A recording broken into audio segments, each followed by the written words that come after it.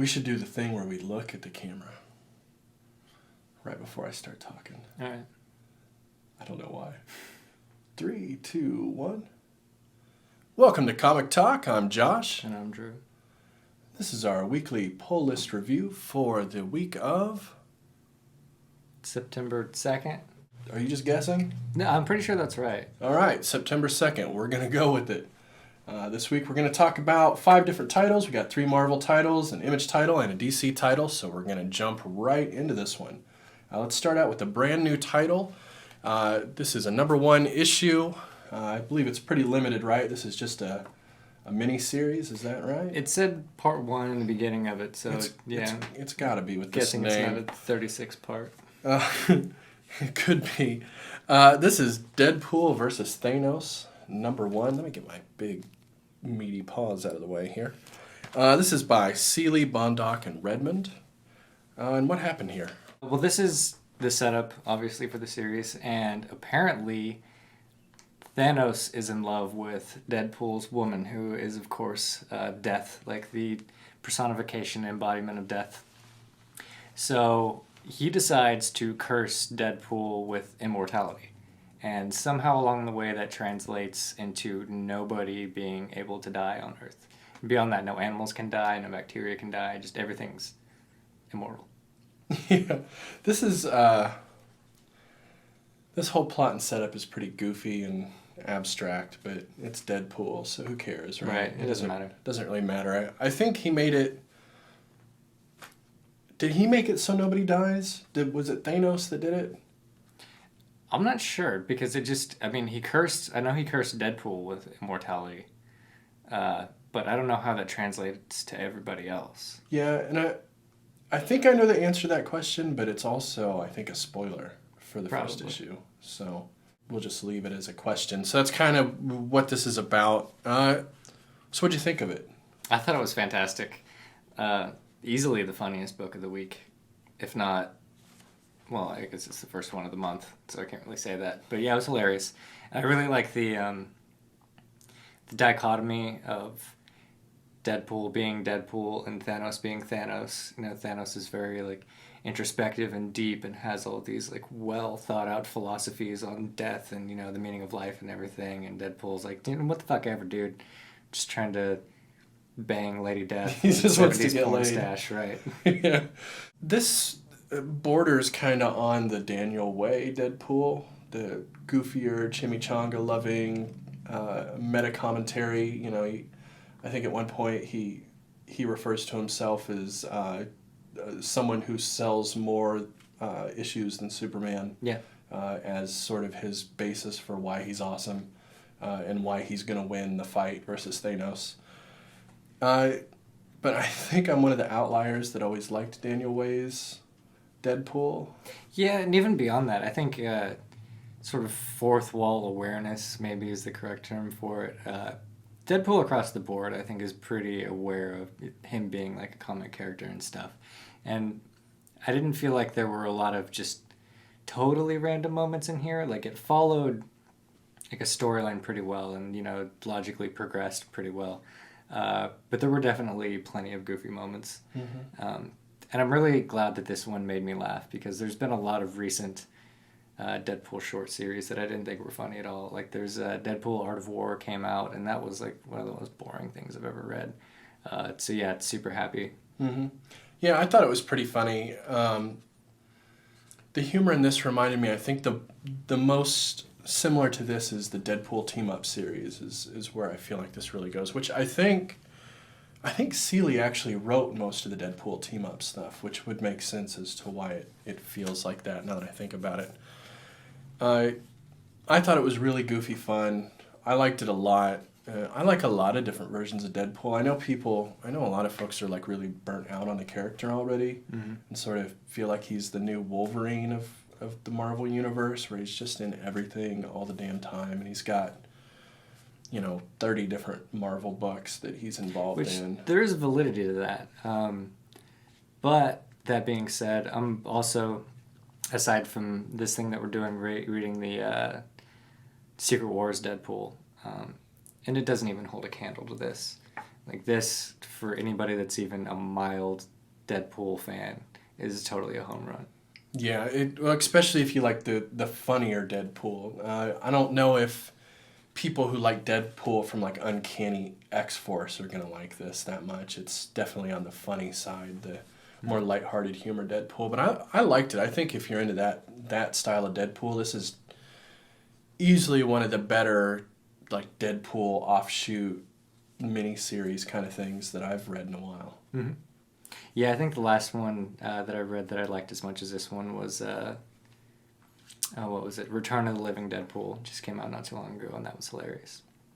So what did you think of the art in this? It served its purpose, and it was pretty funny. Mm-hmm. I think this is one of those books where the art, they pulled a humorous artist rather than somebody with a lot of real artistic chops. Did you get that same vibe from it? Yeah, it's sort of like an R-rated version of the standard Marvel as far as like the actual content of it. But yeah, the visual humor is absolutely fantastic. Yeah, there's a lot of great stuff. Even just the simplicity of some of the concepts. Because you can do Doom. Doom's in here, Dr. Doom.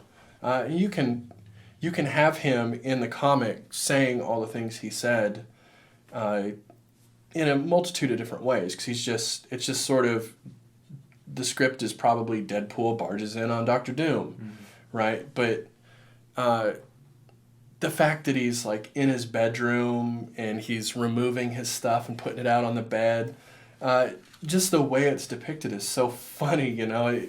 It takes this very serious character and just makes me laugh at him, where he's just got the mask and like a robe on. Yeah. You know, it's just, there's a lot of that kind of thing throughout this that's pretty great. Yeah. Kind of makes me, I guess, think of the Nick Spencer Ant-Man in that regard. Like, when is he not wearing the suit? Right, yeah. Yeah, it does have a similar fun vibe to it, definitely. All right, well, next let's jump over to DC. Let's talk about the one DC book we have this week. Detective Comics, number 44. This is by Buccellato and Blanco. So the circus finally happens, and Robot Joker happens, and everything else is kind of a twist or a giveaway. So that'll have to satiate you, unfortunately. Mm-hmm. Here's the weird thing with this one. We've been complaining for a while that the build has been really slow and it's kind of dragging along. But they had sort of this noir kind of thing going. A lot of Harvey Bullock and Renee Montoya and this whole thing. And now this issue feels like the exact opposite pace. Like, and here's the circus, here's the thing that happens with it, here's a Joker bot, here's this. I feel like they blew it. Yeah. Honestly. The build-up to the circus was, 3 issues, 4 issues? Right. And it was done in, a half page? Right. Yeah. Good job. Yeah. I mean, great. Come on. And then they do like this exposition thing where it's just Harvey and Jim talking about what happened. I did enjoy that. But it was lazy. It felt lazy to me. I didn't dislike the writing itself, but it's just a lazy way to do it. I think if the delivery of what we were waiting for hadn't been so quick, I think it would have been fantastic. But yeah, I do feel like I got most of the enjoyment of the actual thing happening from Harvey and Jim talking about it after the fact. Well, because that was the most noir moment of the comic, was them standing around smoking cigarettes talking about the mystery. Whereas the rest of the comic was Mecha Batman fighting Mecha Joker, which I thought was just stupid, honestly. It had no place in here when we've been building up to the circus and this like detective mystery story for 3 issues, and then you get to the conclusion of it, and here's just a shitty action scene with a robot Batman fighting Rock'em Sock'em Joker. And what was that about? Because it has to happen. The city responded. They had a robot Batman, so you have to have a robot Joker. Yeah, why not use that as like the setup in the next issue to do something else? Why rob us of the conclusion of this whole arc with what feels like a completely random and pointless Yeah. Sidetracking. And by the way, that was a bit of mockery on my part, because there's a whole thing where the pilot of the Joker bot talks about how it's necessity now because there's a robot Batman and whatnot, which I didn't feel to be the case at all. I don't think that's a necessary thing. No. I don't think any of that is necessary. No, that whole plot line is unnecessary. Yeah. Which is sort of my point, you know? There was a good twist in here, and I did enjoy the twist. But other than that, yeah, it felt like, again, they stepped away from everything that I felt like they were developing and just reverted to B-rate Batman. Right. So I'm not into it. Yeah, it sort of fell back to where it was when we didn't like it 3 months ago, when we were really complaining about it just being Batman B-sides. Daredevil, Wade, Sam and Wilson. This is the final issue of this whole opus. Yeah, and that kind of says it all. It just kind of wraps up everything. He's got his final standoff with the Kingpin. Yeah, that's about it. Yeah, and this is, right here on the front, we have it titled The Autobiography of Daredevil. And so the first half of this comic, we get the wrap-up of the current arc that was occurring. Do we want to... If we spoil this on accident, you've been warned. Spoiler. We'll try not to. So that gets wrapped up in how that gets handled for the first half of it. So, and it's sort of two things. There's the wrap-up of this arc, and then there's the wrap-up of the entire Mark Waid Daredevil. So what did you think of the first half where we wrapped up this storyline? Being that we only jumped on this a couple issues ago, there was a couple things that I was a little bit shaky on. But again, when I found the Mark Waid page where it told me what was going on, everything kind of fell into place from there. I thought it was a clever wrap-up. I mean, I guess some of the elements were kind of obvious, but I didn't necessarily see them coming, and I thought that was cool. Mm-hmm. Yeah, I didn't have any complaints about it.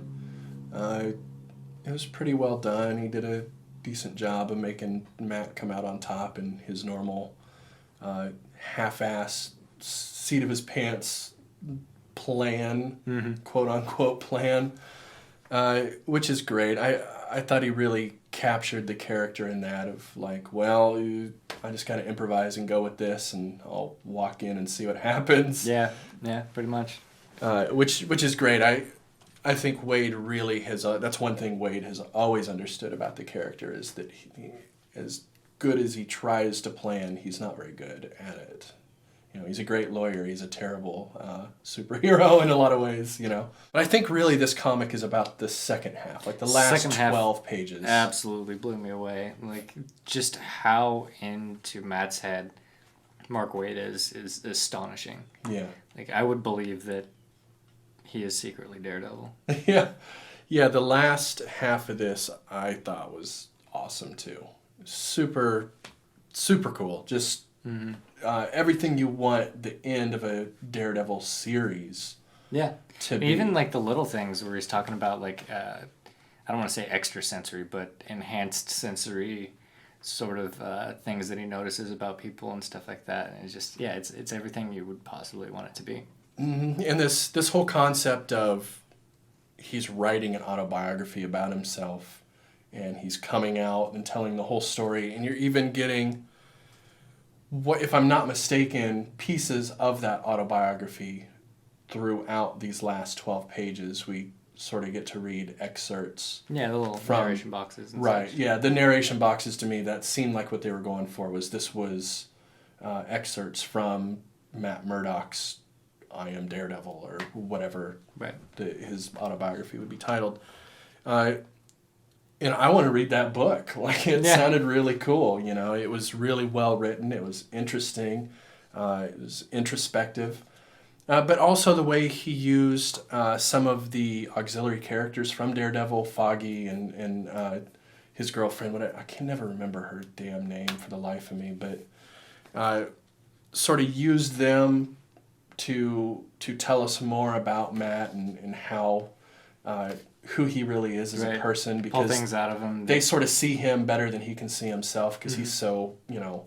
Yeah, and it goes back to that whole Zen thing about, you know, there's the the you that you think you are, and there's the you that you really are, and then there's the you that people think you are. And, you know, when you really get elements from all three of those, it gives you like this big picture thing that you don't normally get in anything, really, life included. Mm-hmm.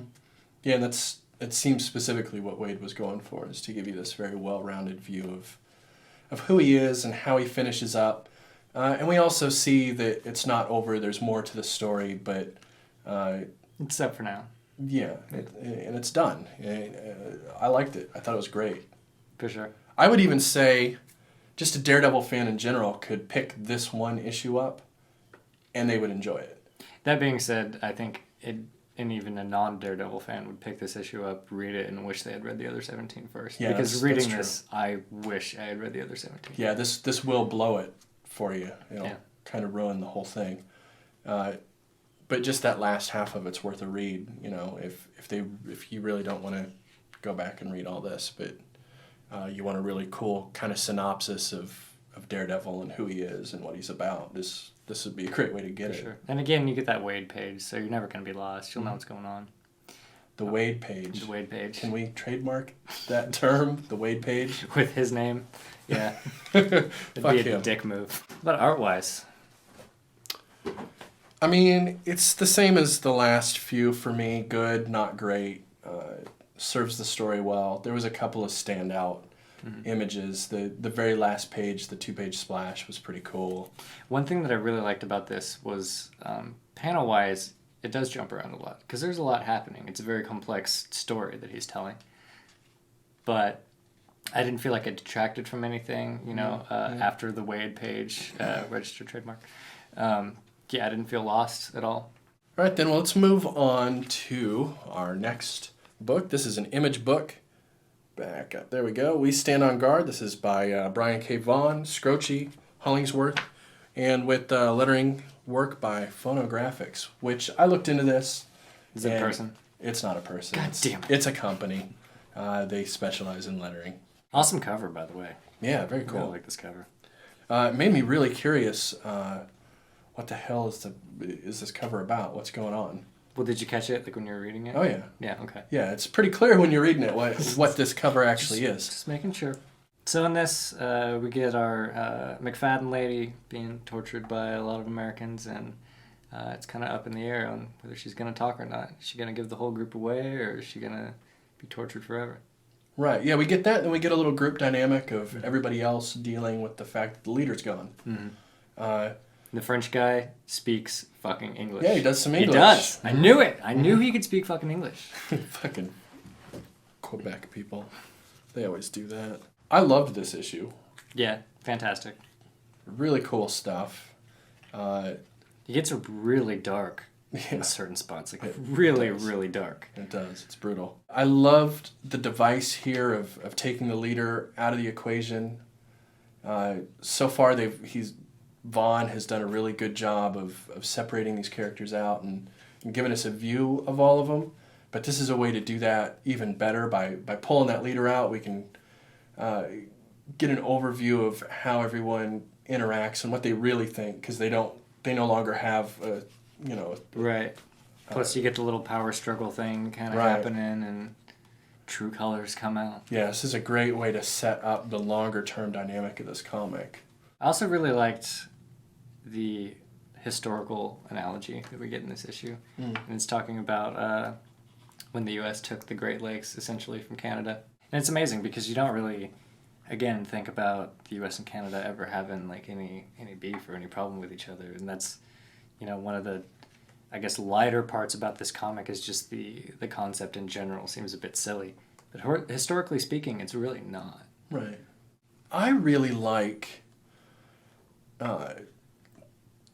the way they're managing to make the U.S. the villain, but pushing it out far enough that it doesn't feel contrived, right? We're 100 years in the future. And change, yeah. It's like 24 or something like that. It would be easy to make, America's the bad guy, feel like, come on, again. Yeah. Sure, I guess, but yeah, it could easily be done poorly, but of course he's managed to do the opposite. In a way that I didn't think I would be able to quite this quickly in this comic, I sympathize with the Canadians and hate the Americans in this comic. And I've always been a fan of just the basis for why they're having this war and stuff. It's very smart. This is just a smart book.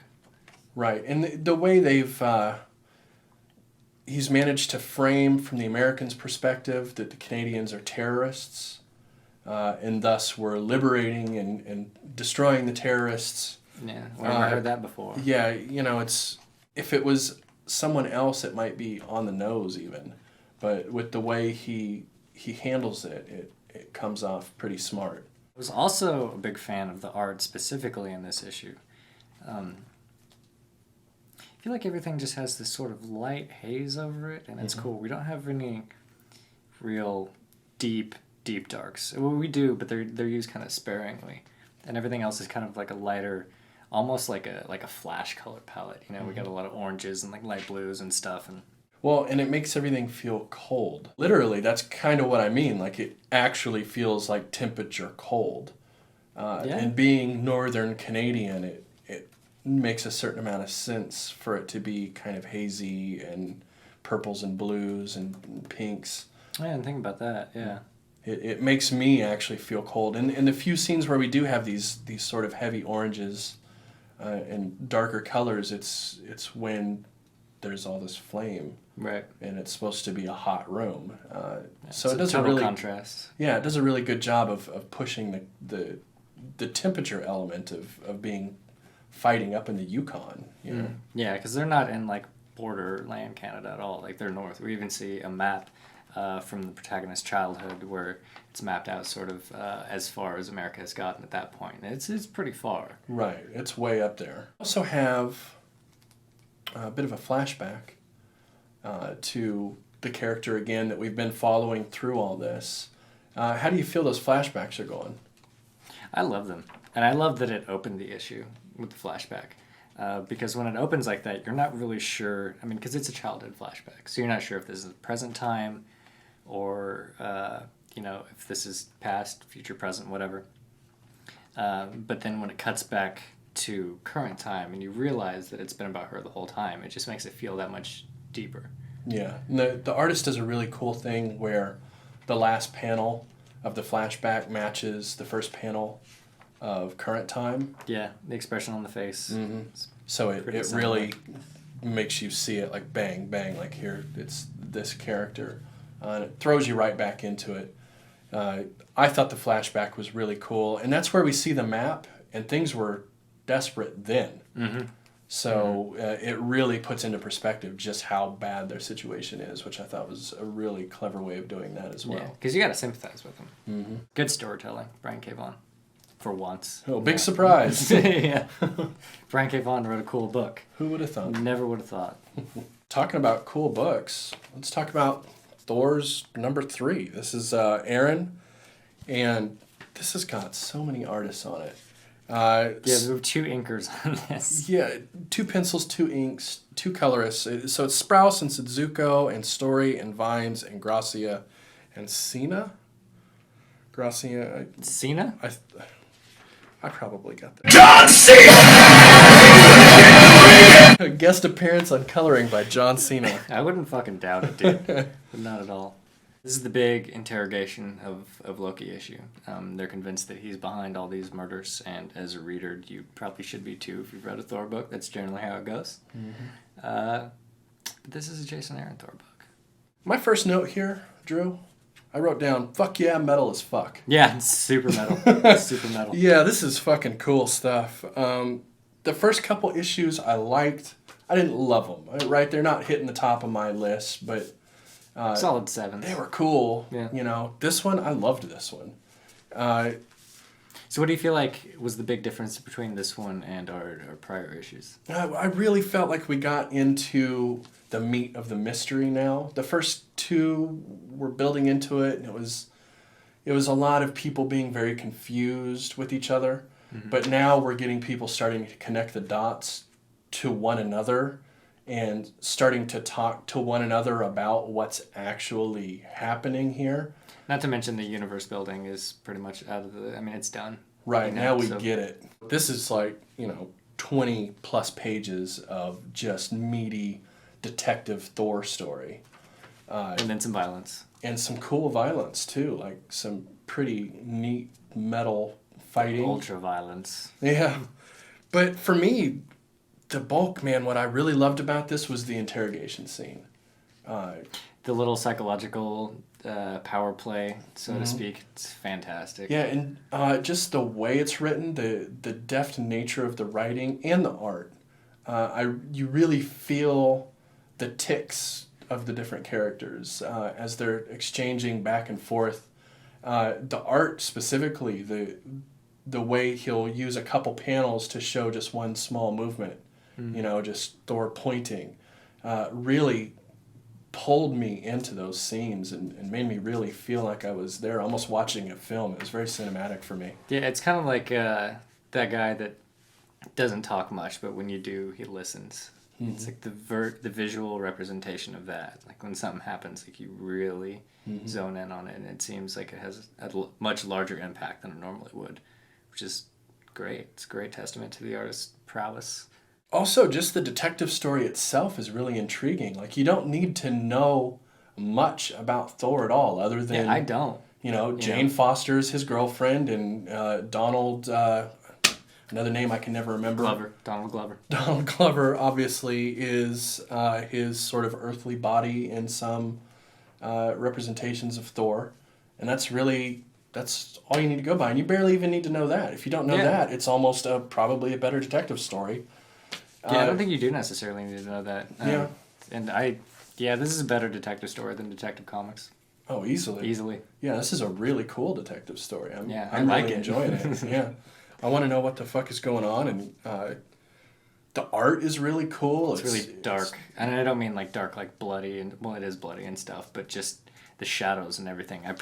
It's a standard Marvel at the witching hour. Well, and I can see why it had 2 pencilers and 2 inkers, because not only is it pretty intricate art in a lot of places, but it's dark as in literally just there's a fuckload of ink on the page. Mm-hmm.